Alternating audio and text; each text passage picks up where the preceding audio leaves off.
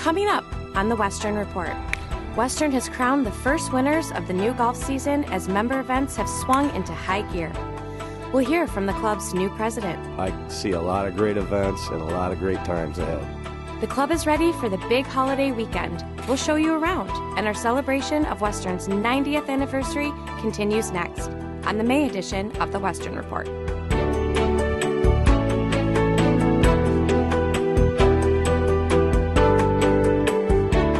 Welcome to the Western Report. I'm Brandon Apollo, head golf professional at Western Golf and Country Club. The golf tournaments for the members have begun, and we start by recapping the men's spring scramble. This year, there were 115 members who took part in our first men's golf event of the year. 5-man teams played a scramble format for 18 holes. Winning this year's tournament with a 14-under par 58 was Dave Falzon, Fred Court, Dave Ebner, Tim Dye, and Ed Kotulski. 23 teams battled it out and ended up being a great event. That's the most I can remember in a number of years now since I've been here. And I think it's a good start to a 2016 golf season. Last year, we held a glow ball tournament for the first time in a number of years. It was so liked by the membership, we decided to have 2 of them this year. The first was slated for Friday, May 13th, and after waiting for it to get dark, we finally got it underway. It was a perfect night. Great weather, great golf, and great fun. After the round, the golf staff announced the winners, and members enjoyed rehashing the round in the dark around the bonfire. Despite a chilly couple of days, the men's spring ball went on as scheduled. Scores were low, even with the cold temperatures, and we even had 3 natural eagles to help our Eagles for Children initiative. In the end, our 3 flight champions were Ron Phillips and Michael Colasanti, Andrew Frith and Sean McCauley, and Ryan Osemacher and Brad Sharowski.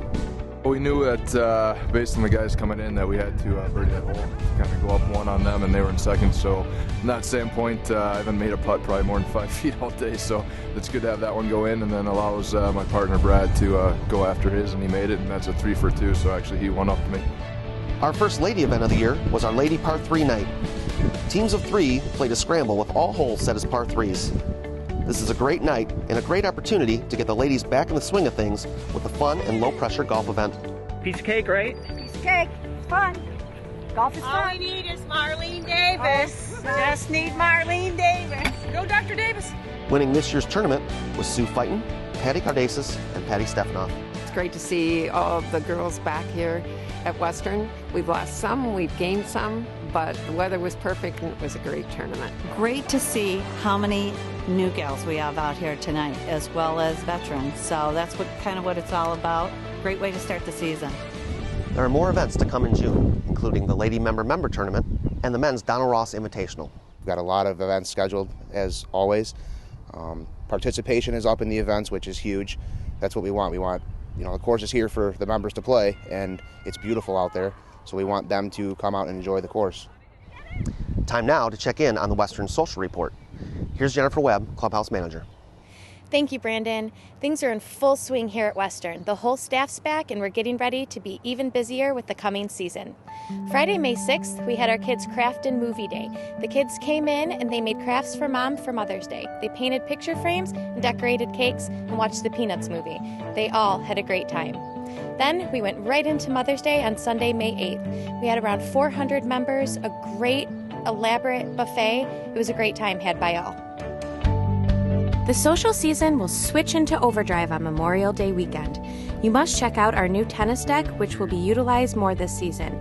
A huge thank you to Western member Frank Giacoboni, who was generous enough to provide a donation and resources to build the new tennis deck.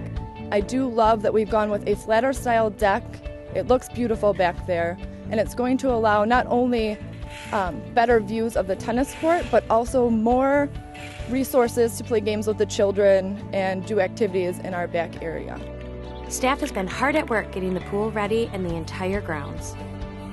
Swim and tennis events are about to kick off the new season. Memorial Weekend we will open Kid Camp, and that is going to be open now, new hours. It's great. It's open Tuesdays through Sundays from 9 a.m. to 9 p.m. and we are going to have a lot more activities. We have a great new supervisor that will be helping me out in the activity center. Her name is Christy. She's doing a great job helping me plan some new activities this year already. With all the exciting things going on around the club, we are ready for Memorial Day weekend. A weekend full of fun activities. Pool opening, the mixer, our Memorial Day barbecue, and our annual hot dog roast. Make it a point to get out to Western and enjoy our beautiful clubhouse and course this Memorial Day weekend. For the Western Report, I'm Jennifer Webb, Clubhouse Manager. Thanks, Jennifer. Mr. Tony Sabo became Western's 57th club president last month, and he's excited about his role during this year's 90th anniversary. Yeah, I love this place. It's a commitment that I wanted to do. I couldn't be anywhere else, and so I bought a house right on number 2, and you know, I'll do anything for this club to make it better. This is a gem like no other, and the people that are here are wonderful. You know, it's a place where you really do feel at home when you get here. This club in particular has been able to grow, and I attribute that to the people. We've had a lot of great people before us running this club that really literally saved this club. And now I look to the future, and the people that are involved here are phenomenal, and the future of this club looks very bright.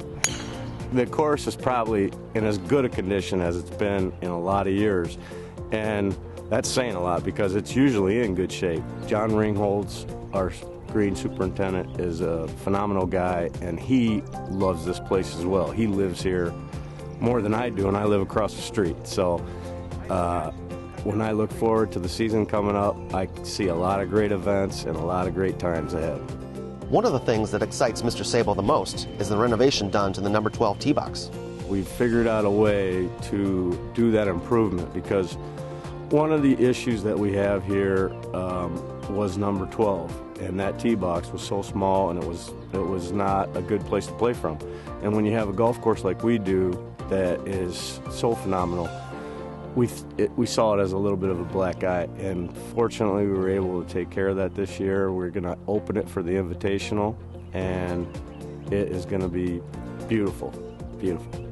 He's been a member here since 2002, and there's no place the current club president and Greens Committee chairman would rather be than on these links designed by Donald Ross. We continue now on our journey through Western's history as we move into the 1930s and 40s. Here's Western's general manager, Jason Eiting. As we move into the 1930s and 40s, this was a time where Redford Township was just starting to see some population growth. Most of the members still lived close to downtown Detroit and would travel quite a distance to enjoy their club. To help communicate all the activities going on at Western, Western's business offices were located at the Ford Building downtown. As the years passed, the golf club district grew rapidly, and today it remains the most desirable residential area in Redford Township. Along with golf, Taylor's developers carried out their plan for a total recreational facility. There was canoeing on what was called Lake Como west of Inkster Road, and a horseback riding along a bridle path that surrounded the entire property with stables located on Ross Drive south of the 17th tee. In the 30s, a toboggan slide was built where today's swimming pool is located. Toboggans would speed down the snowpack structure across from numbers 10 and 18 fairways over the Rouge River and come to a stop on the 16th fairway. In May of 1945, the B.E. Taylor Company agreed to sell the club to its members. Although no records exist detailing either the terms of the purchase, a mortgage was applied and granted for. Until October of 1950, the club had been reincorporated under the name of Western Lands Company. And after securing a new mortgage for $35,000, it became, as it is known today, the Western Golf and Country Club. At this point in time, the club was now under the stewardship of its own board of directors, who charted the future path for not only the club, but all of those members who would join in the coming years. In the next report, we'll touch on the 1950s and 60s, where Western was the place to be, holding PGA Tour events and elaborate social functions with some of the biggest stars of the era. For the Western Report, I'm Jason Eiting. So that's going to do it for the May edition of the Western Report. I'm Brandon Apollo. We'll see you next time.